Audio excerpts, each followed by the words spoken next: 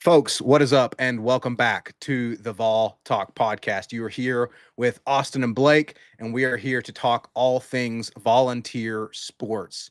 Austin, more dimes from Joey Aguilar, the fireman, some hard running from our running backs, and a bounce back game against UAB. Pretty happy with the offensive performance, at least. It was a good game to bounce back from a tough loss against Georgia. Yeah, no question. Good game from the offense. Really good first half. Second half was questionable. There were some questionable things in the second half, but hey, really happy with the first half. And gone are the days of going to double OT with UAB in the Derek Dooley days. So I'm especially happy about that. I tell you what, man, you and I talked about that a little bit off screen about the Derek Dooley days. We remember the dark days, folks. Austin and I were both, look, we are Vols fans through and through. We were there for the dark times, including the double OT UAB days with Derek Dooley and the like, and Jeremy Pruitt losing to Georgia State. That doesn't happen anymore, folks. We got Josh Heupel, and we are back where we need to be, which is putting these teams away early, Austin. And that definitely happened with a few beautiful throws from the firemen once again. We're going to talk about those. We are going to talk a little bit about some question marks, especially at defense and the depth of this team in particular. Austin, we're going to talk about that. And then, Austin, we're going to also look at kind of a quarter season check-in, right, for our outlook on the season, kind of see if any of our opinions have updated, anything like that. So it's going to be a fun show, folks. We appreciate you guys joining. As always, please smash that like button. It'd really help us out. Subscribe to the channel if you haven't already, and join the conversation in the chat and in the comments. It's why we do this. We love chatting with you guys. So let us know your thoughts on everything about the game and the rest of the season. But Austin, let's go ahead and jump right into it, man. We're going to start with reviewing the game. So I'll kick it over to you, man. Talk us through kind of the whole game and what you noticed, some of the headlines coming out of the game. Yeah, I mean, the first thing that jumped off the page was the offense. It was very easy for the offense, right? They looked pretty much unstoppable, whether it was throwing downfield or running the ball. Pretty unstoppable performance. Like you said, Joey Aguilar looked really good once again. And Star Thomas, man. Star Thomas stood out a ton. Yeah. A lot of people are calling for him to be kind of the main bell cow. I still really like the rotation of guys. But Star has kind of earned that role, or probably should have earned the starting role as the main guy, right, in my opinion, in this game. And then the receivers, man, the receivers continue to stand out. The top three guys in particular. Brazel made once again another great touchdown catch. His breakout is happening. It's happening amongst our eyes. And so that's interesting to see. He's leading the nation in touchdown catches. At least he was after our game. I don't know if he still is. Yep. With all the other games. So that was cool to see. And then Mike Matthews, of course, had that one beautiful deep ball catch in the end zone. And then Braylon Staley as well, man. It's a really good core of receivers. So yeah, man, just overall really good offensive performance.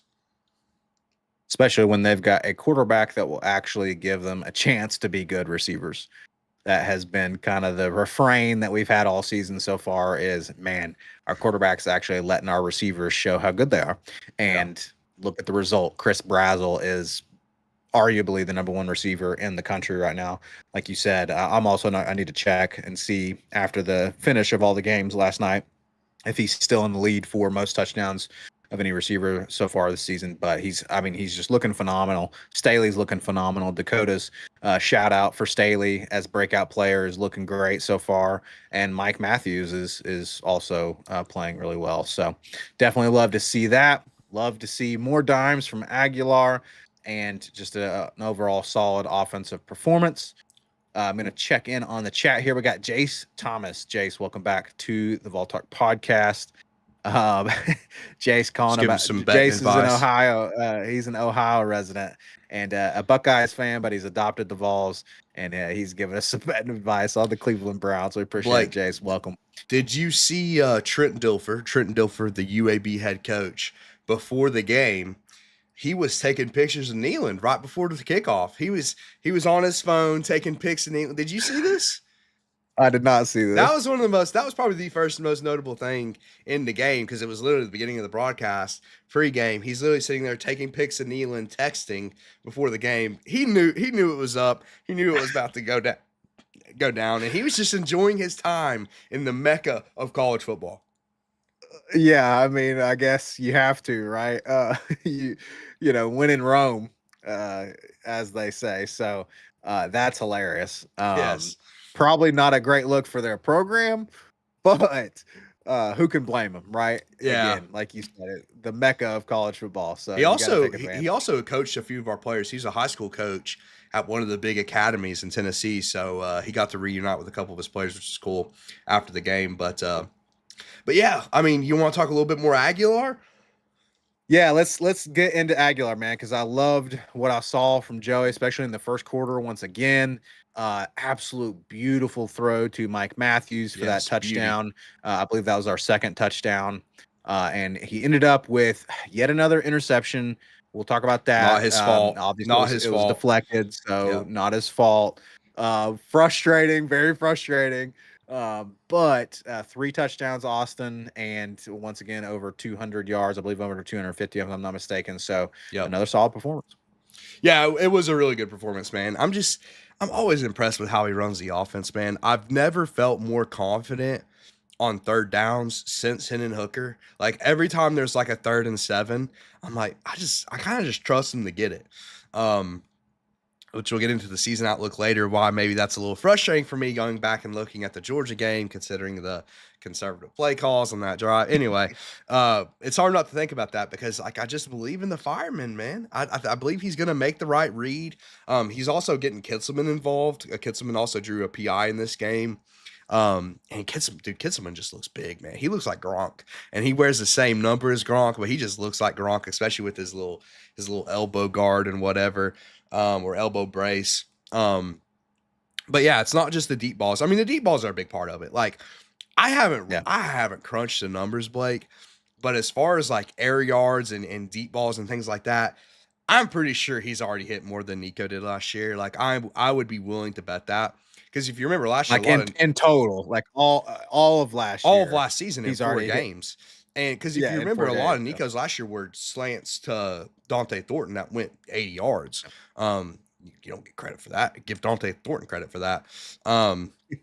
Also, I don't know if you remember, which we might talk about this a little bit in the season outlook as well. I don't know if you remember, but your boy shouted out Chris Brazel in the season preview and was like, hey, year 2 of Heupel's system, maybe he has a similar jump like Dante Thornton has. And that looks like, man, that looks like I hit that one on the money so far, brother. Chris Brazel balling out. It He sure looks does. so It sure good, does. dude. He Yeah. looks so good. It goes back to a couple of some interesting, I'll say Dogs fans. I'll say interesting is the word. Peculiar. Some of their comments saying how some of those deep balls are fluky and like a lot of the passing production's fluky. The Georgia corners weren't doing the right job. It's like you just don't know ball, man. You just don't know ball. Like Chris Brazel makes the kind of plays he's been making this year, he gets credit for that. If you want to give less credit to Joey Aguilar, fine. If you want to give less credit to Heupel, fine. But the receiver gets credit. The receiver gets credit Yeah. for high pointing the ball and making a play on the ball. And he had a very similar play in this game like that. So, yeah, I mean, this whole offense, man, it feels so much better, man. It feels like we're back in the good old days of Josh Heupel with the high tempo offense. Because for a few years, dude, I've talked to you about this several times, but for a few years, I kept getting irritated with analysts who are like, oh, they just like to run the ball. It's like, no, like we like to do both. It's just we haven't been able to do both the last 2 seasons.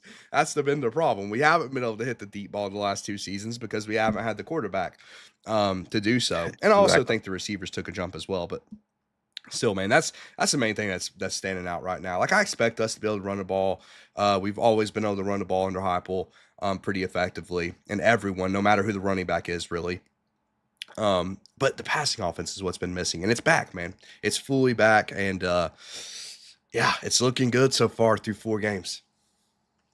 Feeling good, absolutely, about that. And honestly, Austin, we're starting to build a bit more of a resume when it comes to this passing Mm-hmm. offense once again, because hey, Syracuse, it looks like they might be a better win than we thought they were.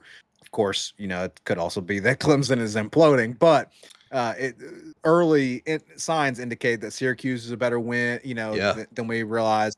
Aguilar did what he did against the Georgia Kirby Smart defense, right? And so all of these things are starting to Yes. kind of, the evidence is starting to be there Build that not only are we heavily. back to build heavily, Yeah. not only are we back to 2022 levels, but that this offense is just, something to And behold. dude, the Syracuse result yesterday, which I see, I think America First USA is mentioned in the chat. It's a very interesting talking point because that's our biggest win right now is Syracuse. But it's what makes the Georgia and the missed kick hurt so much more, man. Like, could you imagine what our resume would look like if we just were undefeated? It's unfortunate. I'm not going to dwell on it. But it was interesting. Syracuse, I mean, really handled Clemson, dude, all game, even through a rain delay. I was watching that game the whole time. Unfortunately for Syracuse, Blake, you may have missed this. Their starting quarterback, Angeli, went down with probably a season-ending injury in the game. And Oh, like halfway through, which is tragic, dude, because he was balling out. I mean, he was. he He was one was. of the reasons they were in that Clemson game or destroying Clemson. And he looked good against us. I mean, he looked pretty good against Yep. us. So, like, yeah, that's tragic for Syracuse because I mean, genuinely, dude, if he was healthy, they could have been a threat in the ACC. Like a real threat in the ACC. So that was kind of unfortunate to see that from an injury perspective. But it does, like you said, dude, it makes our resume look better. And it wasn't just their offense, Syracuse. They shut down Clemson. I mean, they really shut them down until garbage time. And Clemson, which listen, Clemson's offense hasn't been good all year, so I can't like just go based on preseason rankings. Like we have to kind of adjust what we think of the team. Right. Hopefully the AP poll kind of like starts to do the same. Once you actually watch teams play. I don't know if you saw too, since we're just talking other games right now, Blake. Top 10 Illinois lost 63-10 yesterday. Yes. Top 10 Illinois. I, Yeah, I mean the AP poll just is it's a totally joke. clueless, man. Totally clueless. Look, maybe Illinois should have been ranked, but number 9, dude, come on. Give me a joke. Give me a break, because Indiana, props to Indiana when you win that big against any in conference opponent. That's good stuff. But geez, I mean, yeah, it's crazy. AP poll is a joke for sure. I firmly believe, I don't want to jump the gun on our season check in, but I firmly believe that we are one of the top teams in the country right now, no doubt. So let me get a check in on chat here. Speaking of check ins, America First USA, welcome. He says, "Howdy, boys. It's a good day to be a Vol." I would heavily agree with that. America First, thank you for being here. And yeah, like Austin said, calling out that Syracuse win, helping our resume, and America First talking about us missing our starting cornerbacks. We're going to talk about that here in a minute, for sure. And then blaming the missed field goal on the BS false start. Yeah, man, I don't even know if I want to think about that missed field goal anymore, man. It hurts. It's hard not But to he though. says, "Did y'all?" Yeah, it's hard not to. He said, "Did y'all see the bum that stepped on Max Yes. Gilbert's foot?" I did see that. That was just. I mean, come I, on, dude. it Like was how childish. completely inexcusable. It was I was almost about to bring up a private text message I got about that play. I'm not going to. Pretty funny though, I will say. But Max Gilbert, I think I like know. the chatter saying, got basically after the play completely stomped. Like after the play, the dude runs up to him, just randomly stomps his leg. It was one of the weirdest things I've ever seen. And the guy who did it, the player who did it, which I'm not gonna tear into the guy, whatever. Complete idiot move, complete dummy move, should not have been done.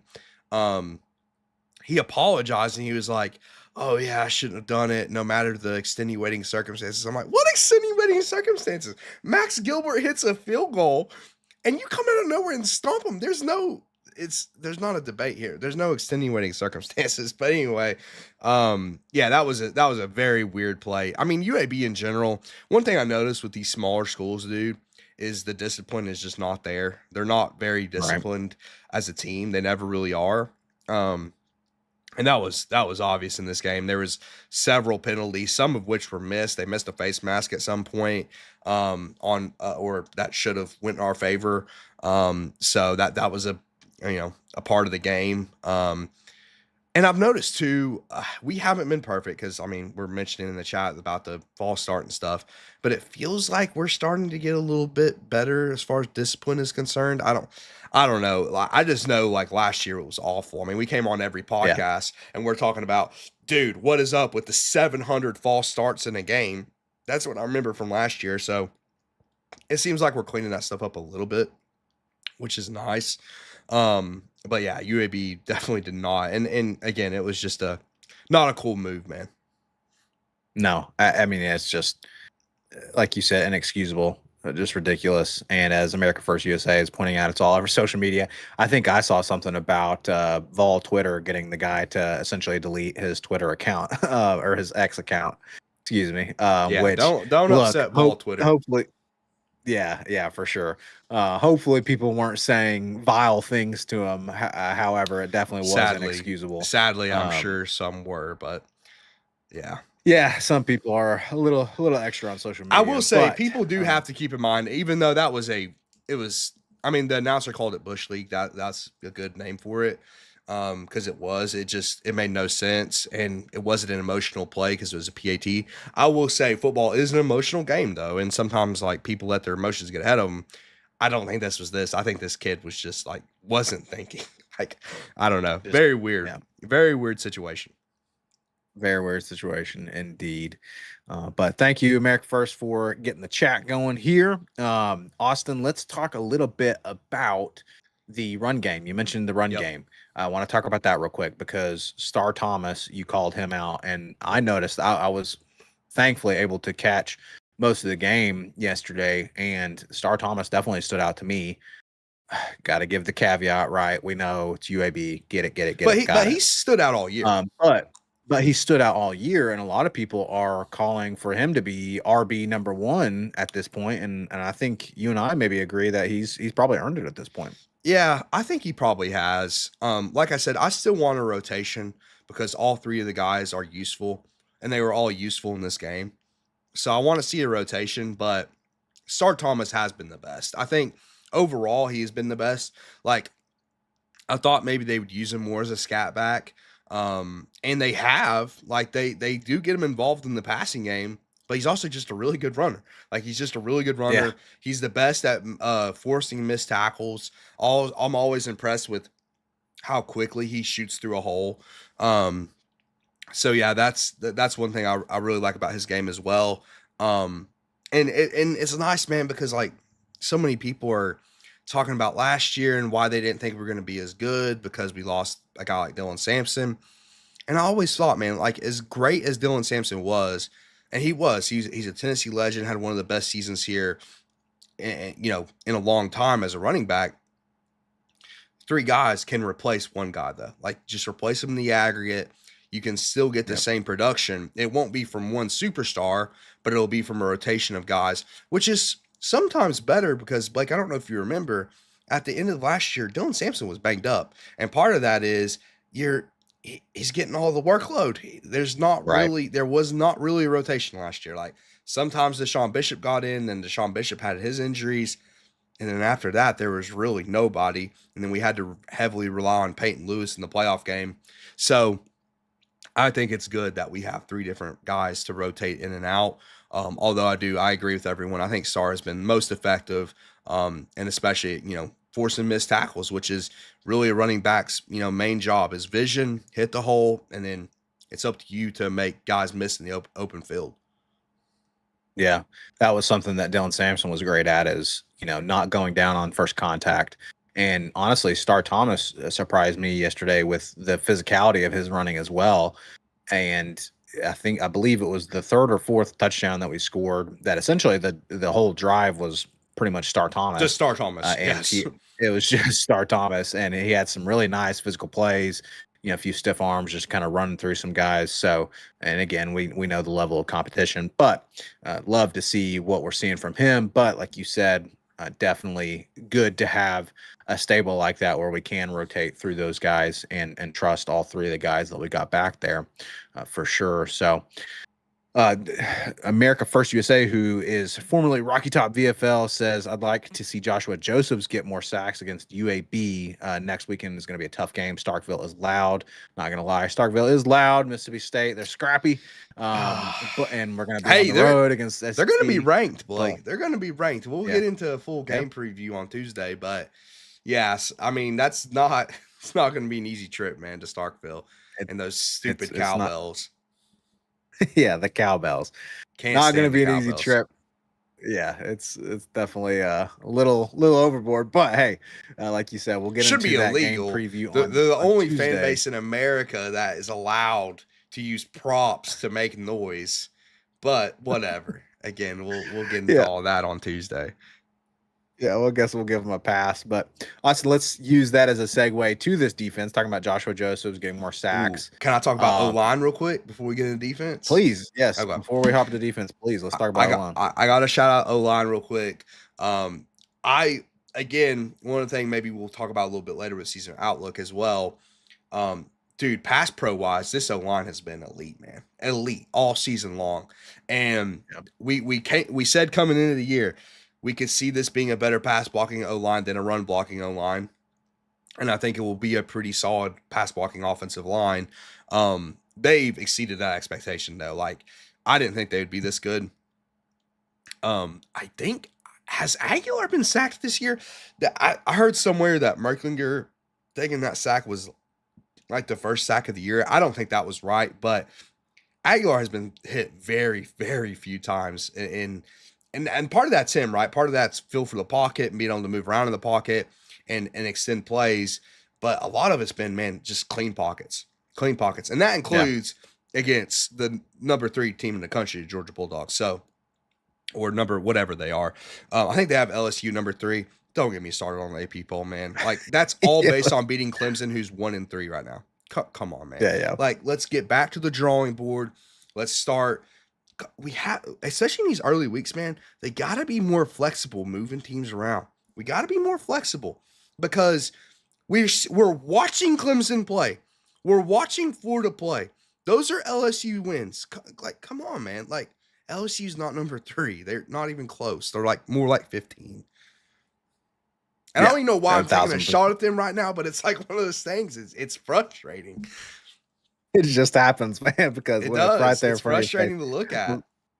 Especially, like, I mean, it's like when Notre Dame hadn't won a game yet, and they were still top 15 or whatever, top 20. It's just like it's insane. It's craziness. We're in week 4. Notre Dame hasn't won in the ranked. Yeah, but to your point about the O-line, I do love what I'm seeing so far from the O-line, even in the absence of David Sanders Jr. Once again, David Sanders Jr. is still out with injury, and so honestly, it's looking like Austin. I don't know if we need to bring him in. I don't, and that's tough, man, because there's something too. And I get everyone. Some Vols fans have made some great points. One of the reasons we haven't been able to get over the hump is because we don't have true blue chip players, and David Sanders is a blue chip prospect. But there's something to continuity on offensive line, and why would you screw it up when it's working? To me.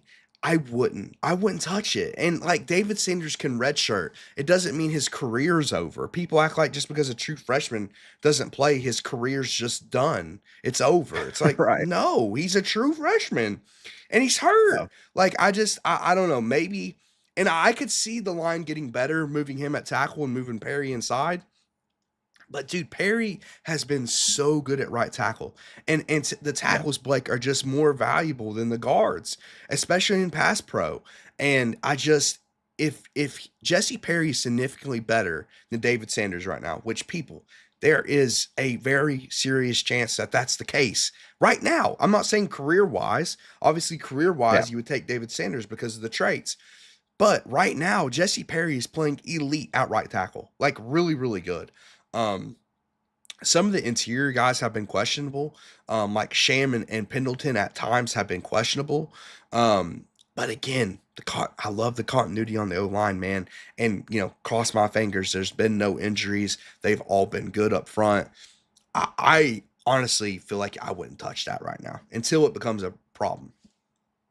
Yeah, I mean, if it ain't broke, don't fix it, is the cliche that applies here for sure. Welcome Lamones Jr. in the chat says, "Go Big Orange." America First saying the Oklahoma D line versus our O line would be an absolute dogfight.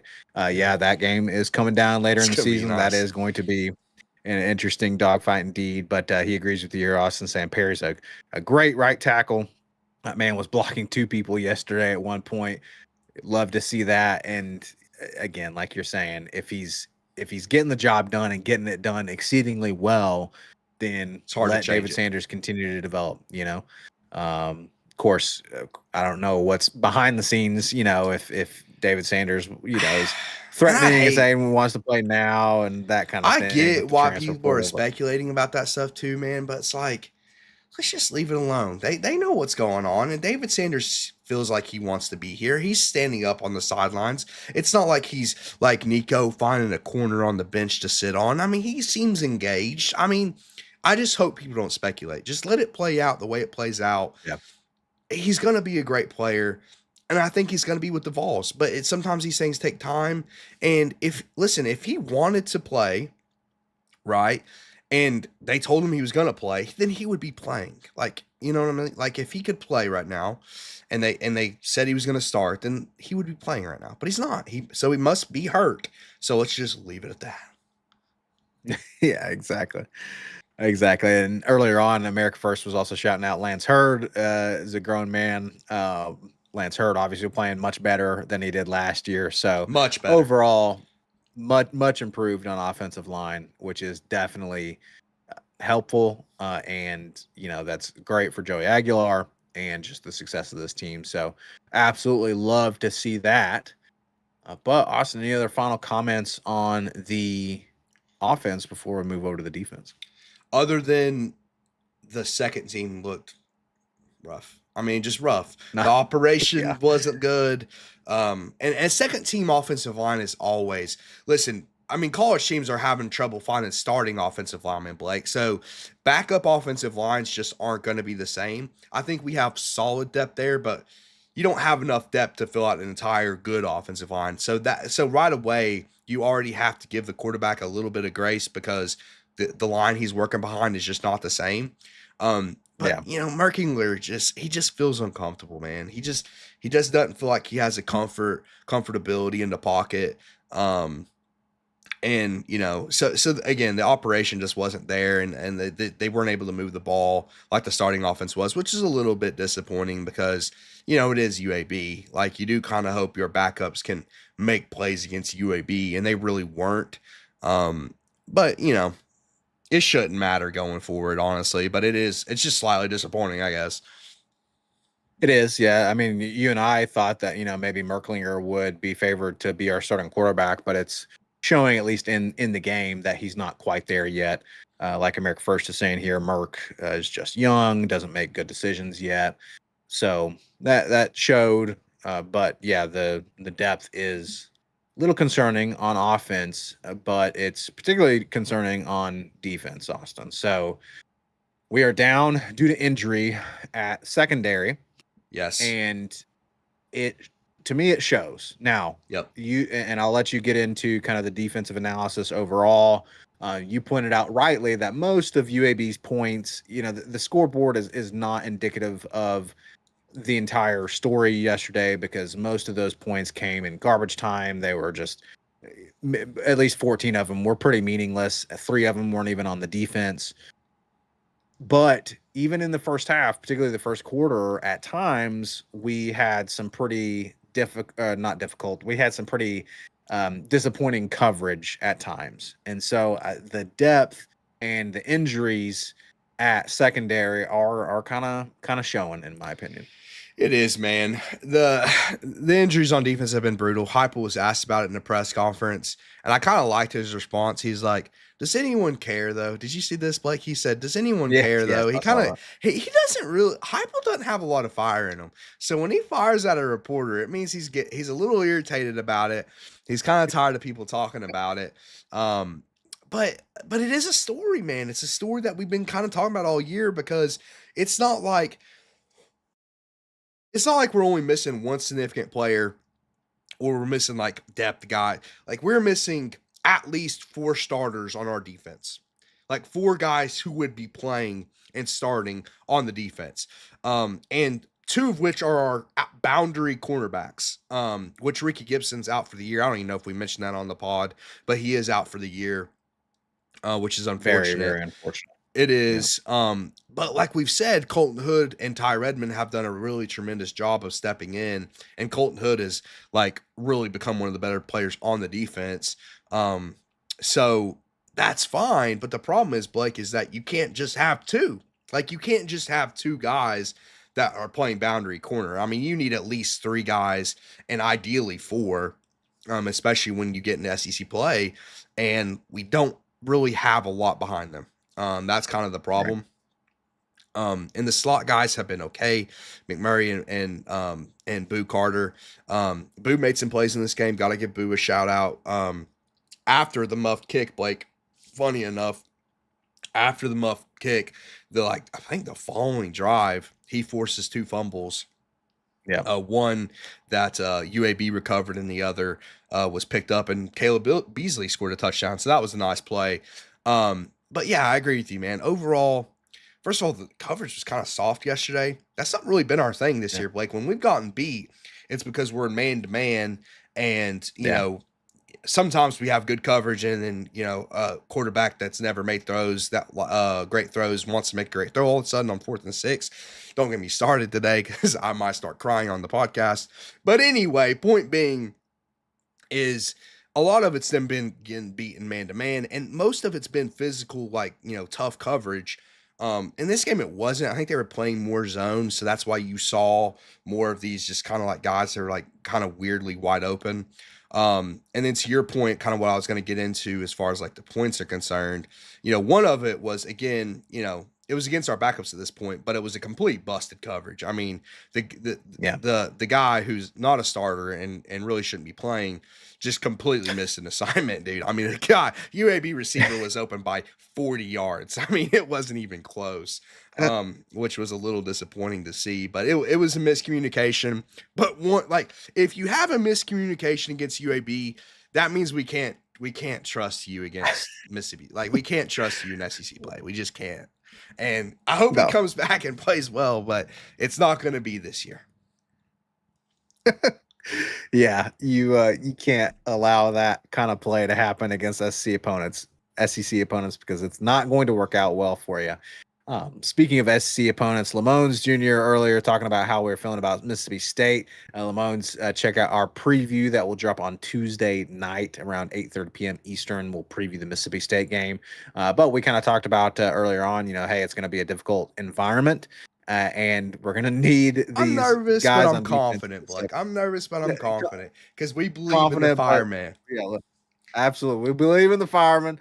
We're going to go in there and we're going to score some points into Starkville. But again, the defense, we hope they show up. America First pointing out how, hey, Ty Redmond's got to step up. Absolutely. Because we need him to. I mean, he's a freshman, unfortunately, but Gotta play. we He's need got him to be to. the starter, and listen, I think overall this season, especially what he's been asked to do, Blake, in the spot he was put in, he's done a good job. Yeah. Overall, yeah. I mean, given And on the 4th, situation. listen, we'll just keep rehashing old wounds. On the 4th and 6, Ty Redmond had good coverage. People, he was on his guy. Yeah. Gunnar Stockton just randomly decided to make the best throw of his entire career, dude. Whatever. Probably the best throw he'll ever throw. Literally, it just made no sense, but whatever. Well, whatever. Lamont Jr. says we're going to definitely win the game, no doubt. Yeah, for sure. And America is saying Ty is going to be a star in Knoxville. Absolutely. So we've got Ty Redmond, we've got Colton Hood, but man, we need Jermod McCoy back, Austin. We really do need him back. To me, the last 4 games have shown that. But so we get the depth back on secondary. That's going to help. But what about the linebackers and the D line? What have you kind of seen from them so far? What did you see from them in the UAB game? That's a good question. we were better in run defense in this game. I don't put too much stock in that, Blake, right? Like Right. it's UAB, so I can't say much about that. I do think hey, and listen, I get it. Tim Banks and Josh Heupel knows more than a guy with a podcast, but Jordan Ross and Joshua Josephs needs to be the two off the edge. They need to be rushing the passer at the same time. I think those are our best weapons as far as getting to the quarterback are concerned. They're leading the team in pressures, and I mean Joshua Josephs is phenomenal. He's an absolute dog. And so yeah, those need to be the guys coming off the edge, in my opinion.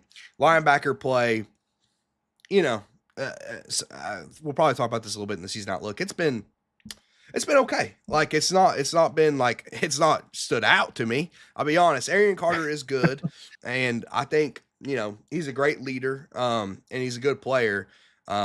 But I don't see Gerard Mayo out there. You know what I'm saying? Like I don't see. You know what I mean? I'm not blown away by the linebacker play so far. I think mostly is, dude, we need some of these interior linemen back. I think that's one of the reasons we got gashed in the run game against Georgia at times. Right. Because you're down, you're literally your two starting interior defensive linemen at the moment. And I think Hobbs will bring more of that interior pass rush we've missed as well, Blake. We haven't been able to get a pass rush from the interior all season, which, by the way, we kept talking about how are we going to replace James Pierce. We should have asked more, how are we going to replace Omar Norman Lott? Because that That's is, right. I mean, that Omar Norman Lott was the guy getting pressure in the interior last year, Blake, and that's completely gone. I mean, Josephs has done a pretty good job. I'm not saying he's as good as James Pierce on a down-to-down basis, but there has been no interior pass rush this season from us whatsoever. And that's a problem. But part of that is, you're down two starters, which sucks. I mean, that's, again, it's the story of the season. But again, I mean, every week I might be getting on here saying, I'm hopeful, man. We'll have to see on Saturday because we're not going to find out during the week. But I'm hopeful to see Moy come back, Hobbs come back, and McCoy at some point in the secondary.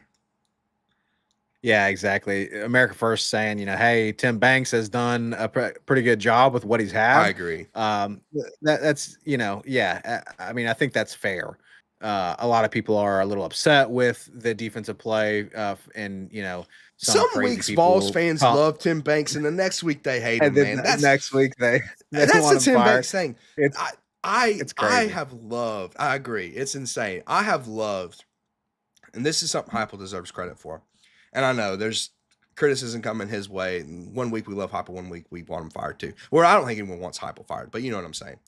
Yeah. Heupel has done a really good job of just letting the coaching staff be, right, despite the criticism. And really, Tim Banks isn't the best example of this. The best example of it is Kelsey Pope, because you remember last offseason, Kelsey Pope was really under fire, man. And like all the receivers were blaming him for transferring and all this. And I mean, we got to give that guy credit. Are you kidding me? I mean, the receiving group has maybe been the best group on the field this year. I mean, so, and Heupel just said, hey, we're leaving it be. Kelsey Pope's the guy. We're not changing anything. We're just running the course. He's also done a great job of getting guys jobs too, but that's beside the point. The point is that just let the staff be. Tim Banks has his moments, bad moments, but he's been a overall pretty good coordinator. Yeah, and speaking of Kelsey Pope, he's a great recruiter as well. Tim Banks is, again, like America First was saying, doing a decent job, given the fact that we've got so many injuries. So we do hope those pieces come back on the interior line, on the outside, at corner. We definitely need those pieces back as we head deep into SEC play. We're on the road for the first true road game this week, so We need some depth to come back for sure. I'm gonna catch up on the chat here, Austin. I'm gonna pin Lynn's comment. Welcome, Lynn. I'm gonna pin your comment about Georgia destroying Alabama and us getting the respect we deserve. I'm gonna pin that for when we go into our season check-in, Austin, because I do think Lynn's onto something there. I think people need to give us a little bit more credit. God, as much as I for hate what we've Georgia, done so far. I do want them to beat the crap out of Alabama and win. Oh, I just, yeah, and I for hate sure. Georgia, but dude, I can't stand Alabama. Trust me, this past Georgia game has vaulted Georgia way up for me in So, programs that I hate. so what do you, so what are Because you thinking, Blake? After all the Georgia commenters, no, I'm not. I'm not gonna take the bait because you want me to rage on camera. I'm not gonna do it, Austin. I know your tricks. I know that's bait. But let's put it this way. It is a bad day for Georgia fans when I'm sitting here questioning, wait a minute, are they worse than Florida fans? That's a pretty bad look for you, Georgia fans. Okay. Kirby Smart is a goofy frick. listen, And I think most Georgia of our is, but Georgia I commenters, agree. most of our Georgia commenters were No, fine. The most problem of them for are me, fine. Blake, is it would have been a ghost town if Max Gilbert hit the kick. None of those Yeah. commenters would None. have showed Zero. up. Nobody would be showing up being like, "Oh, good job, guys! Y'all are Zero. one of the best teams in the SEC." Like, no, like all None. this, like, kind of BS. That nobody would have showed up, dude. All of y'all would have been, Patronizing, like, yes. oh, Oh, y'all dude, played so good. all your phones You would would have been not. off. Twitter would have been Yeah. deleted. Like, come on, dude. You're not gonna go find a Vol channel if we won in a close game. And you know, Austin, you know that their buttholes were clenched Oh, real hard oh, come up on. until the end of the It's a game. 43-yard They field were goal. Blake, terrified. I They were watched terrified. about, listen, and this is, people, if you haven't seen our Georgia review, you can go watch it. We did not put all the blame on Max Gilbert, not even close. I would have said, listen, in that kind of high pressure moment, I would have missed that. Like, so many people would have missed that kick in that high pressure moment. There were so many coaching things and execution things that led to us, kind of giving that game away. But point being is, like, if, he hits that kick, I mean, all the narrative changes, man. It all changes with just that one kick. And it's a 43-yard kick. And dude, do you know how many 43-yard kicks I saw go in the uprights yesterday? I mean, every single one. For some reason, I was watching more field goals in college football yesterday than I ever did, Blake. I was like, how long is this one? I'm like, and then I hear him say 45 yards. I'm like, man, I just hope he misses. I want to see him miss just like we missed. And then I saw the Arizona State kicker. He's lining up for a game winner. Believe it or not, 43 yards, the exact distance. And he hits it right down the middle. I'm just like, man. And that was on the road, by the way. That was in a road environment. And I'm not blaming Max. It's not on Max. But it just hurts. It just hurts. That's it. Like, it just hurts, man. Seeing those kicks go in and a fan base get to be happy when it could have been us, man. It could have been us. It could have been us. And you're absolutely right that it would have been a ghost town from these Georgia fans. But most of them, you're right. There was I won't say most of them. A lot of them were gracious. But man, anyway, yes, as much as I hate Georgia, I agree. I'll always hate Alabama more. So want them to beat Alabama for sure. But Austin, us talking about this, what could have been is a good segue into our final segment for today's episode, which is our season outlook. So we'll get into that in a second, folks. I'm going to continue to catch up on chat here. I've completely lost my bookmark in chat. So America First and Lamone's, excuse me. We appreciate you. Let's see here. Lamone's saying, hopefully we can get McCoy back by Arkansas. That would definitely be huge. That would be phenomenal. America First agreeing that Arian Carter's not AJ Johnson. That's for sure. But yeah, he's been solid. But hopefully the linebackers continue to improve. America First saying that his best friend is Josh Heupel's doppelganger. So America First, are you saying that your best friend is Bobby Hill? I knew you were going there. I knew you were gonna go there. I've been watching King of the Hill, new season out of King of the Hill. There you go. Grown up Bobby Hill. Grown up Bobby Hill looks surprisingly like Josh Heupel. And then America First saying, don't let Kangaroo Black see this podcast. I don't know who Kangaroo Black is, Austin. I don't know what I that's a don't know reference either, to. to be honest. Uh, and then refs calling that false start 5 yards matter in kicking. Yeah, what could have been, right, Austin? What I could don't have know, been? man. But I know. let's and Jay saying go big orange. Let's use that as a segue All right. to our season check-in. Okay, so we miss this 43 yarder, what could have been a 38 yarder against Georgia. We lose the game to Georgia, but a lot of people saying after that Georgia game, hey, look, we went toe to toe with, should have beat, really did beat for all intents and purposes, Georgia, one of the best teams, top 5 team in the I mean, country. we didn't beat them, but yes. We we didn't, right? But what we're saying is it's a coin flip, right? You flip a Yeah, it coin and was we a do coin beat them. flip. And so, hey, what is the outlook on the season now? We've got the defensive injuries, we've got injuries in general, but the offense is looking better than ever. We're high on the offense. This performance that we had against Georgia and these other teams that we were a little worried about on our schedule, Florida, Alabama, are certainly looking beatable. Austin will get into the Florida game, especially. Yeah. There's no excuse for I mean, that there's something to be said to about lose that Alabama game. too. But Everyone thought it was fine after they beat Wisconsin.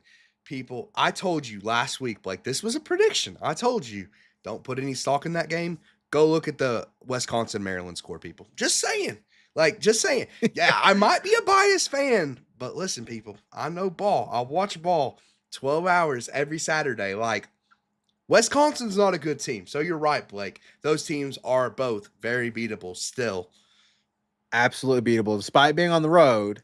Oklahoma's looking like a tougher game than we maybe expected coming into the season. That's going to be a Yes, tough game. it is.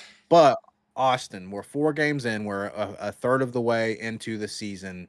So give us an update. Has your opinion from our season preview changed at all in terms of your season outlook? Yeah, that's tough, man. And part of it's just going back on my priors, like where we were right, where we were wrong. I think starting with the offense, dude. I mean, we were pretty confident, especially us at the end of because it kind of led to this, right? We were talking all through the offseason, talking about the build up to the football season and things like this. And we kind of ended on, okay, at this point, we seem pretty confident that the offense is going to be improved. That it could potentially look more like the 2022 offense rather than the 2024 offense, which has been the case through 4 games. I think it's exceeded my expectations. The passing offense is even better because, like, one of our biggest question marks going into the season was the receiver group. And Yep. most of that was based on last year, which, by the way, just for those who don't remember, all 3 of the receivers that we brought up today and the 3 starters all were on the roster last year. These Yep. players played last season. Now, Mike Matthews and Braylon Staley were both true freshmen. Braylon Staley didn't see his first game action until the playoffs so that they could keep the red shirt. And Mike Matthews, didn't get as much playing time as people hoped. But my point in saying that is last year, one of the reasons we were kind of lower on the receiving core, Blake, is that they weren't productive. They were not productive. Yep. Um, we missed on that. And I think our answer or our questions have been answered. This receiving core is really effective and has Yep. different skill sets that can be used in different ways. And that includes the tight ends, it includes the running backs. It's deep. There's some depth on the receiving core. It's younger guys that are the depth, but it is fairly deep. Even though Radarius Jackson actually just got hurt and he was in a sling, so doesn't look good for Radarius Jackson, which is unfortunate because he was one of the very important depth pieces. But point being is this receiving core has exceeded our expectations in a massive way. The running back group, I think we were pretty I think we kind of, I won't say nailed it because they've been, I think, even better than we thought. But we predicted the 3-man rotation. That's what it's been. And we kind of already mentioned the O-line earlier. It's like they're really good in pass pro. They're even better than I thought. So overall, the offense is better than I thought. But it is also kind of our expectation, which was they're going to be better than last year. There's no question about that. but Right. it's more than that. Like this offense has an opportunity to be one of the best in the entire country this year. That's just the reality. Um, so yeah, I mean that's how I look at the offense so far through 4 games. Absolutely. We are showing that we are one of the best offenses in the country. The numbers are there. And as we say, the numbers don't lie. We hung as many points as we did on a Kirby Smart Georgia defense. If I'm not mistaken, Austin, the most points that we've scored on Georgia, definitely in that Josh Heupel era, despite him being as offensively gifted as he is, and I think the most points we've scored in probably like 10 years plus on Georgia. And so great offensive performance, great. You're hitting the nail on the head with the receivers. Absolutely huge from the receivers. I mean, this Yep. is just great play. I mean, I know it's early, but to me, Brazel has squarely put himself in the running for a Bolitnikoff. I mean, he's up And there. so He's if he been one of the best. I mean, Dakota sent Todd McShay mentioned he could potentially be receiver number 1 in the draft, which Todd McShay is pretty well known NFL draft analyst. Blake, I will yeah. say, like, and Dakota kind of agreed with this, that it's that's maybe a little bit of an overreaction to the Georgia game, but I mean, the fact that a well-known draft analyst is putting Chris Brazel on his map for receiver number 1 in the draft says a ton about what he's done. I mean, he's been, and it's a lot of it's been like, and like Aguilar deserves credit because he's getting the ball there and he's giving his guys an opportunity, which we'll get into him as well, which we haven't really touched on yet. But as far as the outlook, um, but Brazel was making the most of it, man, just making the most of it, and we saw it. We saw glimpses of it last year, Blake. Remember the Alabama catch last year. Like there's glimpses of great play from Brazel last year. The difference is he has a guy now that will get him the ball and give him an opportunity to show out and make plays. Yeah, that's a huge difference, and it's what we've been hoping for, praying for since Hendon Hooker, and now we've got it in Joey Aguilar, Joey Dimes, as America First wants to call him, the fireman. We're still high on the We're fireman. pushing the I love it. fireman. I love it. It's a great nickname, just because it speaks to his story.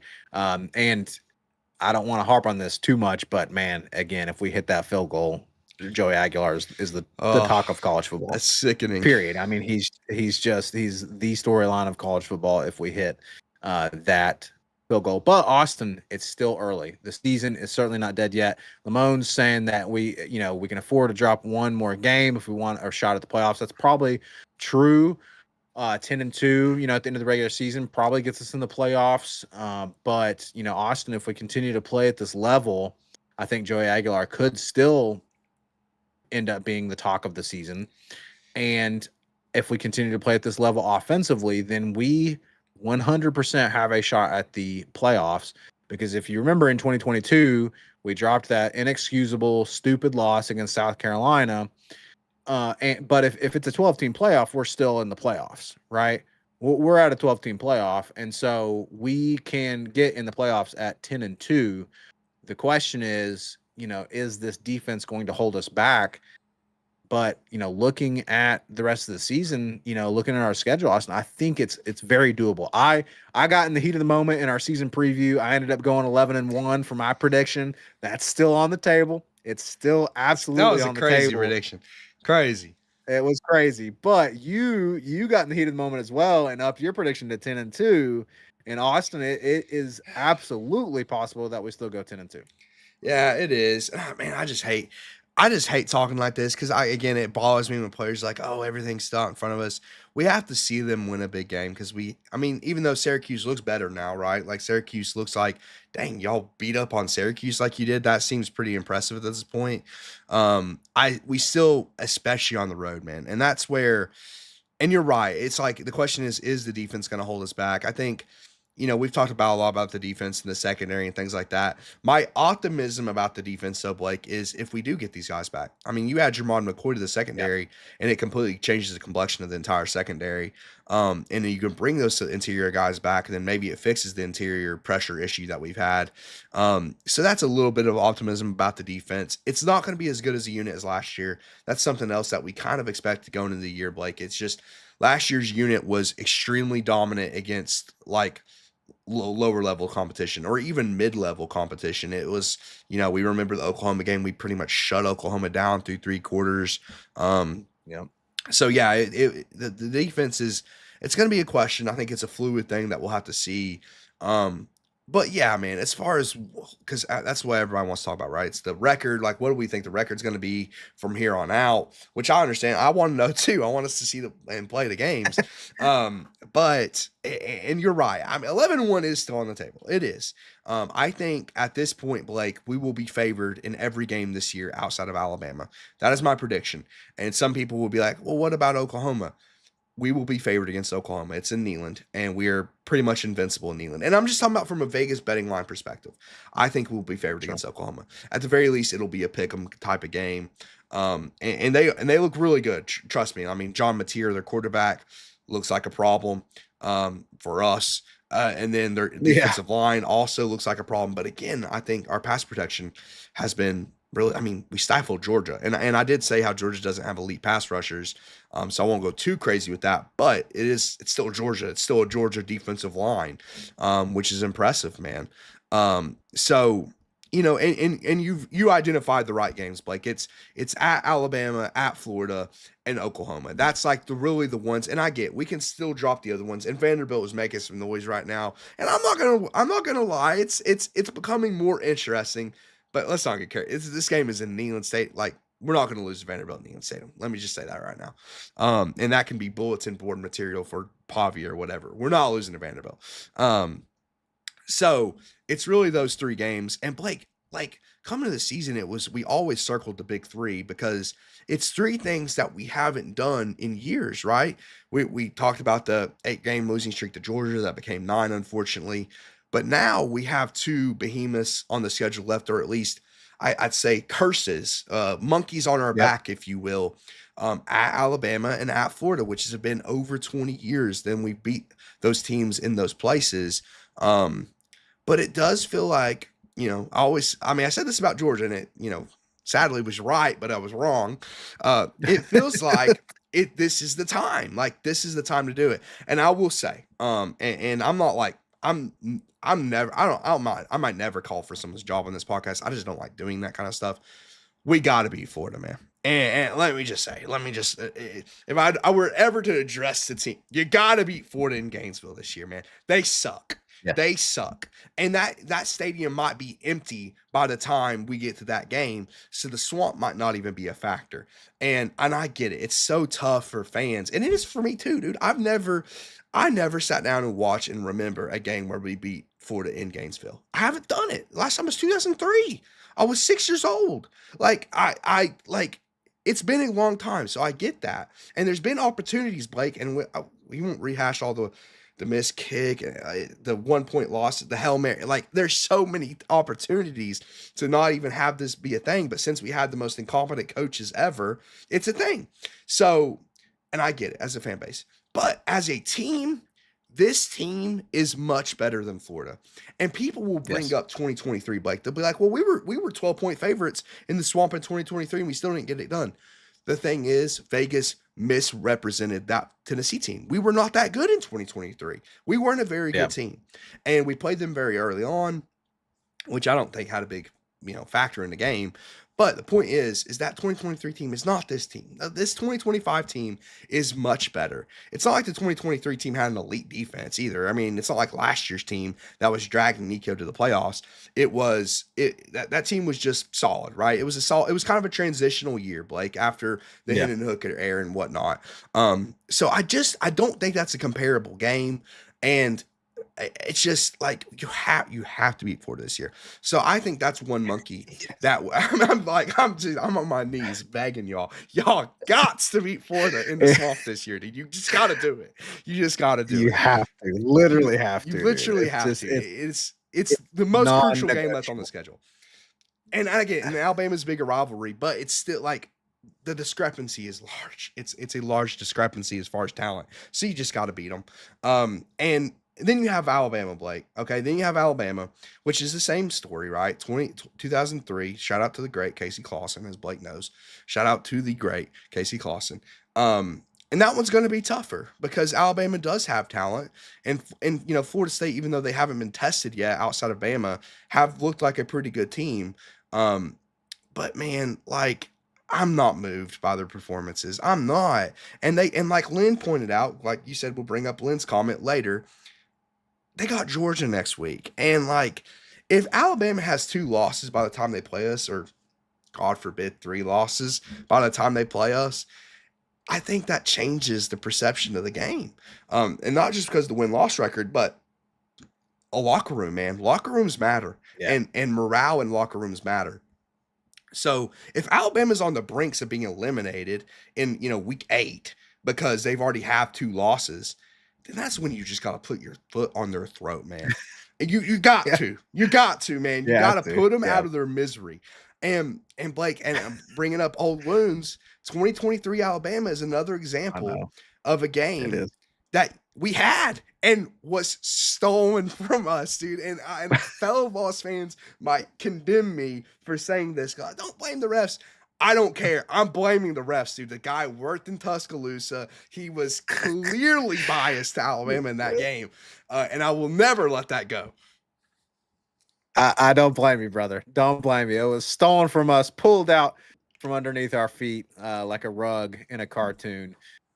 So, but you're making a great point that this is the year, man. It's time to look, the swamp, again, that's non-negotiable. Non-negotiable. Bryant Denny, non-negotiable. Bryant Denny is still up in the air, right? It's this Alabama team, as much as it's not a Nick Saban team anymore, as beatable as they are, it's still Alabama in Bryant Denny, right? So it's going to be tough.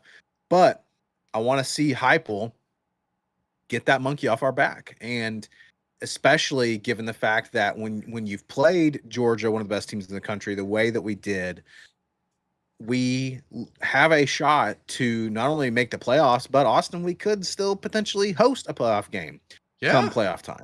Oh yeah. And we're talking about potentially making a run in the playoffs if we continue to play at this level. So in order to do that, you have to get the job done, including on the road. We can't just, like you said, we've been invincible in Neyland, but it can't just be in Neyland. We have to get rid of the quote unquote baffling road losses. So you can't drop a game like Mississippi State. You can't drop, these games on the road. Also, like not to think about that before this week, Blake, since we played them this week.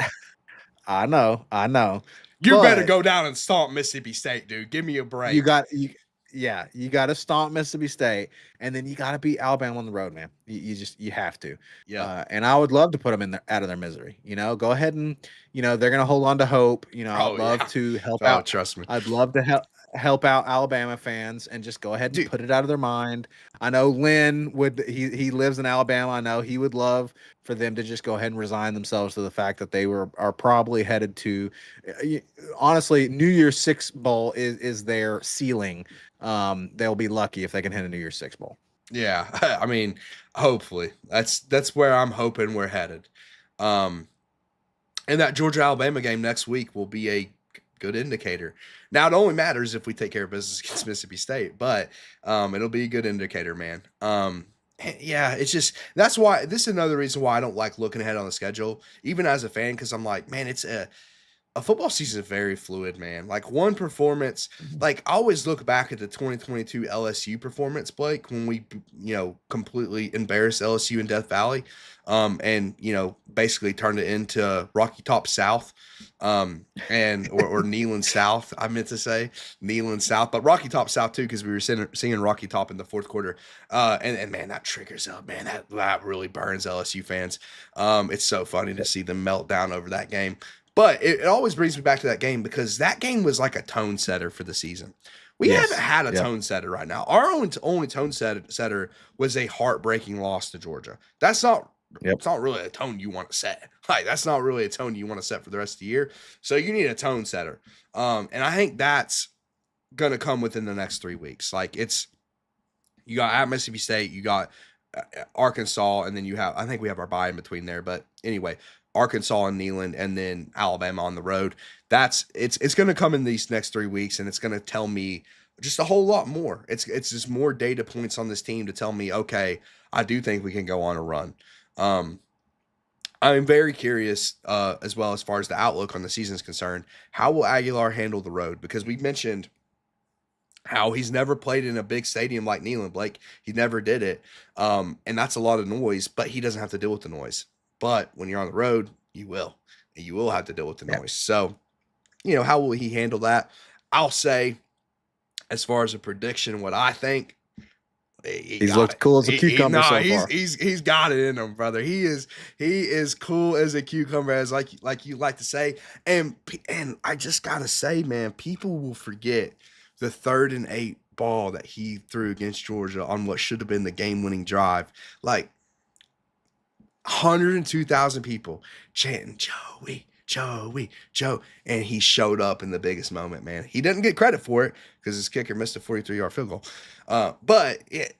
But he showed up, and I do think he will be good on the road, man. I think he will be cool under pressure. He's not an up and down guy. Like he's not a very emotional guy. He's very even kill, but he's also a really good leader, which is one of the big missing pieces from last year.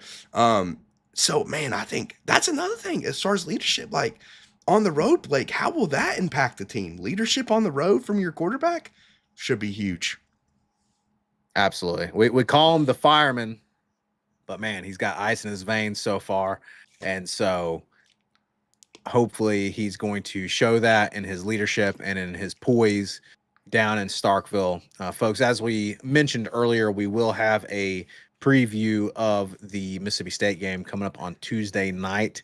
8:30 Eastern is when that should drop. We'll probably do another premiere style again this week for that, so look out for that. But we wanted to get you guys kind of just a little teaser, a season check-in so far. We've seen this Georgia game, we've seen a quarter of the season, but now, Austin, it's the big time stuff. It's the stuff that, like you said, the tone setter is probably going to be coming up in the next few games. And of course, the bulk of our SEC play is coming up. And so now we're really going to see what this team is made of. And it starts with a trip down to Starkville coming next week. So any other thoughts, Austin, on kind of just the season outlook and what we've seen so far and what we hope to see in the future? Yeah, the last thing I'll touch on is the last game we haven't really talked about a ton, which is the Oklahoma game. I think that one's going to be tough because I think Oklahoma is definitely, outside of Alabama, the most talented team left on the schedule. But I believe in the Neyland effect, man. Like if Josh Heupel, had we pulled the Georgia game off for all these other like little things that could have changed the game, had we done that, would have been how many ever knows in Neyland? Like basically only has lost to Georgia and Neyland, and really shouldn't have even lost twice to Georgia and Neyland since 2022. Like we've been pretty untouchable in that stadium. So it's really just those road games. And I'm like, okay, you got to take care of at least one of the two big road games. You have to in order to make the playoffs. As Lamone's pointed out, we probably can only afford to drop one more game. America First is, saying he's high on us ending up with only 1 or 2 losses at the end of the regular season. 3 at most, he says. I think, Austin, 3 losses at this point would be pretty devastating and obviously would make us on the outside looking in for the playoffs. So Yeah, Oklahoma game is one to circle, but really, I'm looking at that Alabama Yep. game, that trip to Bryant Denny, and we'll see, like we've been talking about, more of what Alabama's made of when they play Georgia this week. So we're going to be keeping a pulse on that, and again, we're going to be keeping a pulse on our upcoming game against Mississippi State on with our preview on Tuesday. But Austin, this has been a review of the UAB game, University of Alabama Birmingham. We beat Alabama's younger step cousin, and so now we'll look ahead to Alabama proper. We'll be looking ahead to Arkansas coming to Neyland, and of course this week Mississippi State on the road. Folks, we appreciate you guys joining us for this episode. It's been a fun episode, a bounce back game. Austin, Tennessee Volunteers beat UAB 56-24 in Neyland. Joey Aguilar looking good as always. Receivers looking amazing. So we're going to continue to see how this offense plays out. And we will catch you guys in a few days for the Mississippi State preview. So until then, please like the video, share the video, subscribe to the Vol Talk channel, and we will catch you guys for the Mississippi State preview. Until then, as always, baby, go freaking Vols. GBO.